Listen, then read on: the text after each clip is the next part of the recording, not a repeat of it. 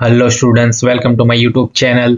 Today we are going to discuss about need and scope of fabrication technology.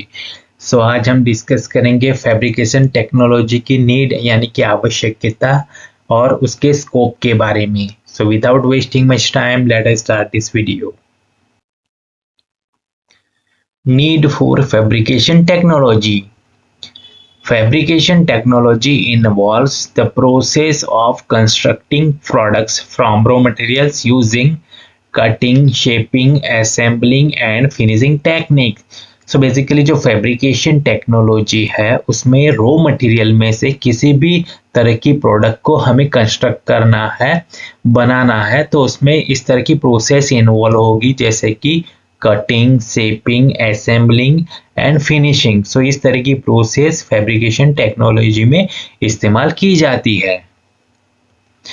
So here you can see these are the procedure or we can say the process of the fabrication: cutting, casting, forging, punching, drawing, milling, drilling, turning, extrusion. सो ये कई सारी process है जिसमें हमें fabrication में इस्तेमाल करते हैं. The need arises due to several factors, यानी कि कई कारणों से इसकी आवश्यकता उत्पन्न हुई है. Industrial growth and manufacturing demands, यानी कि औद्योगिक विकास और मैन्युफैक्चरिंग डिमांड की वजह से इसकी आवश्यकता बढ़ी है. प्रिसीजन एंड क्वालिटी कंट्रोल, यानी कि परिशुद्धता और गुणवत्ता नियंत्रण. मटेरियल एफिशिएंसी, यानी कि सामग्री की efficiency. Cost and time reduction, यानी कि अब भी हम फैब्रिकेशन का इस्तेमाल करेंगे तो उसमें कॉस्ट एंड टाइम का रिडक्शन होता है. कस्टमाइजेशन एंड फ्लेक्सिबिलिटी, यानी कस्टमाइजेशन यानी कि अनुकूलन एंड फ्लेक्सिबिलिटी भी मिलती है. Industrial growth and manufacturing demands. Rapid industrialization requires efficient and precise production of metal, plastic and composite components. यानी कि रैपिड इंडस्ट्रियलाइजेशन यानी कि तीव्र औद्योगिकरण के लिए जैसे कि मेटल यानी कि धातु, प्लास्टिक एंड कंपोजिट कंपोनेंट्स यानी कि मिश्रित घटकों को एफिशिएंट यानी कि कुशल और प्रिसाइज प्रोडक्शन यानी कि सटीक उत्पादन की आवश्यकता होती है. Fabrication enables mass production and reduce dependency on manual labor. यानी कि फैब्रिकेशन में क्या होता है, वो मास प्रोडक्शन जो होता है उसके फैब्रिकेशन में संभव होता है और मैनुअल लेबर यानी कि शारीरिक श्रम का जो डिपेंडेंसी है वो भी यहाँ पे रिड्यूस हो जाता है. Precision and quality control. Modern industries demand high precision components for sectors like aerospace, automotive, electronics and medical devices. So basically जो भी मॉडर्न इंडस्ट्रीज है उसमें हाई प्रिसीजन कंपोनेंट का इस्तेमाल किया जाता है. जैसे सेक्टर है उसमें aerospace, automotive, electronics and medical devices. इस तरह के जो सेक्टर है उसमें इस तरह का प्रिसीजन यानी कि सटीकता और क्वालिटी कंट्रोल काफ़ी हाई होता है, इसीलिए यहाँ पे प्रिसीजन कंपोनेंट की रिक्वायरमेंट होती है. Fabrication technologies like CNC machining, laser cutting and additive manufacturing ensure tight tolerance and consistency. तो यहाँ पे फैब्रिकेशन टेक्नोलॉजी में इस तरह के मशीनरी का इस्तेमाल होता है जैसे कि CNC मशीन है, लेजर कटिंग, एडिटिव मैन्युफैक्चरिंग, जिसके थ्रू हम एंश्योर होते हैं कि यहाँ पे टाइट टॉलरेंस यानी कि सटीक सहनशीलता और कंसिस्टेंसी यानी कि एक रूपता सुनिश्चित करती है. Material efficiency minimises material wastage through optimise cutting, welding and forming process.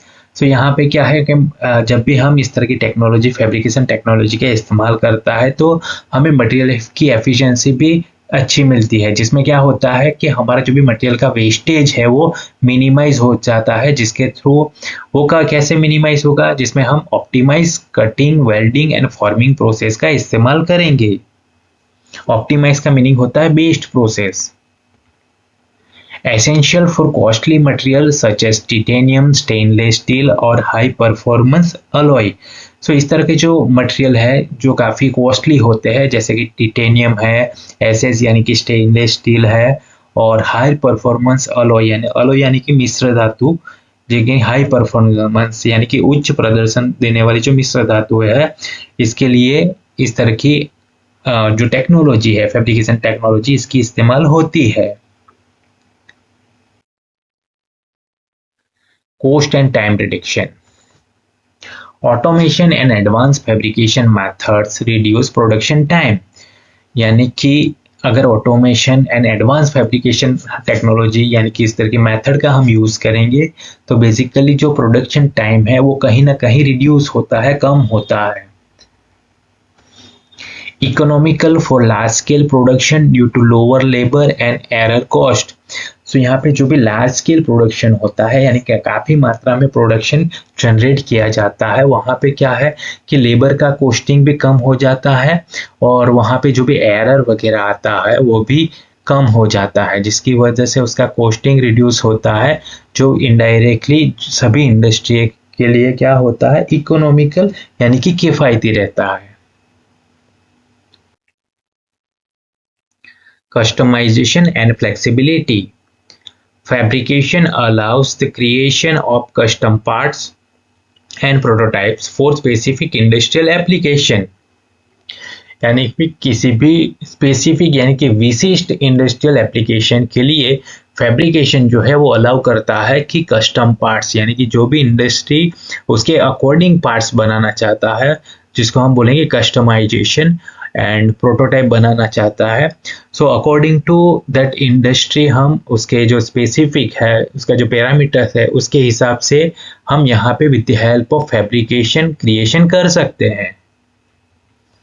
Supports innovation in design and product development, यानी कि डिज़ाइन और उत्पाद विकास में यहाँ पे नया डेवलपमेंट को बढ़ावा देता है। Scope of fabrication technology. The scope refers to the range of application and potential development. Scope of fabrication क्या refer करता है कि range of application, यानी कि उसकी जो application है उसका दायरा क्या है, and potential development यानी कि जो भी development होना है, विकास होना है, उसका potential, उसकी संभावना क्या है, वो यहाँ पे scope refer करता है।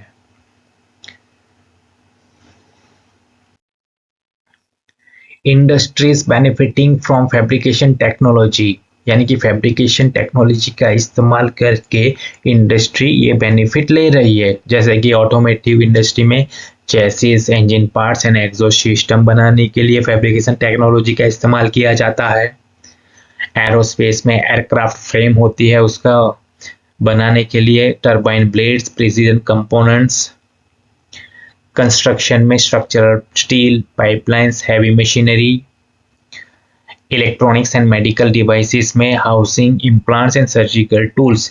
सो इस तरह का जो टूल्स वगैरह बनाने के लिए फैब्रिकेशन टेक्नोलॉजी का इस्तेमाल इंडस्ट्री में किया जाता है। Advance fabrication techniques, additive manufacturing, 3D printing, rapid prototyping and complex geometry, यानी कि जो रैपिड प्रोटोटाइपिंग है, कॉम्प्लेक्स ज्योमेट्री यानी कि जो जटिल ज्योमेट्री है, इसमें भी ये फैब्रिकेशन टेक्नोलॉजी का इस्तेमाल होता है।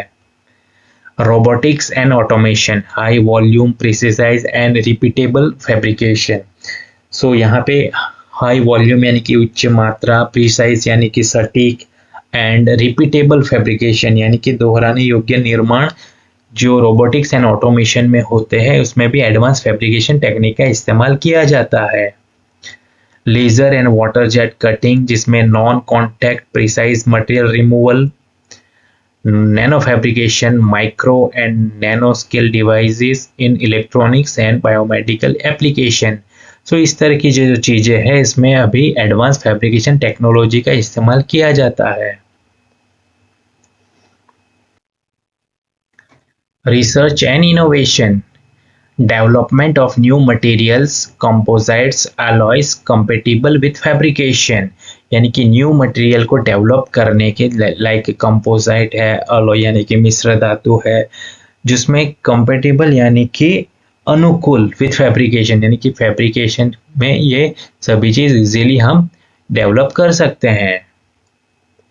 Integration with IoT and AI for smart fabrication and predictive maintenance.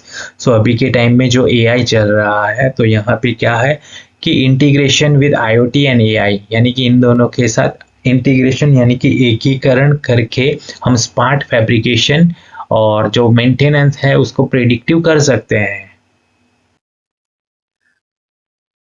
Global competitiveness.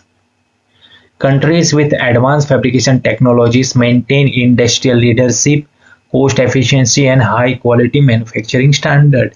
यानी कि अभी जो ग्लोबल कॉम्पिटिटिवनेस है, यानी कि वैश्विक प्रतिस्पर्धात्मकता में जो कंट्रीज अभी के टाइम पे एडवांस फैब्रिकेशन टेक्नोलॉजी का इस्तेमाल करती है, तो वो कहीं ना कहीं उसका जो लीडरशिप है वो बनाने में सक्षम रही है, कोस्ट एफिशिएंसी प्रोडक्ट डेवलप करते हैं and high quality manufacturing standard भी वो मेंटेन करते हैं जब भी वो लोग एडवांस फैब्रिकेशन टेक्नोलॉजी का इस्तेमाल करते हैं तभी। Thank you for watching, like comment share and subscribe to my channel.